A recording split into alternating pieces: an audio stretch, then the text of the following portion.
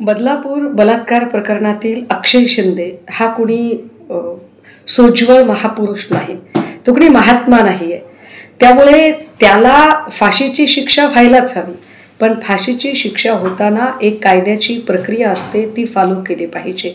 या देशाचा शत्रू म्हणवणाऱ्या कसाबला सुद्धा फाशी देताना एक कायद्याची प्रक्रिया संपूर्णतः पार पाडली होती आणि तीच कायद्याची प्रक्रिया अक्षय शिंदे प्रकरणात सुद्धा पार पडायला हवी होती.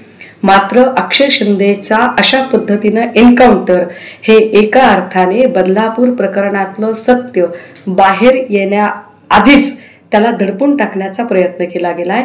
या सगळ्या प्रकरणाच्या निमित्ताने काही प्रश्न निर्माण होतात.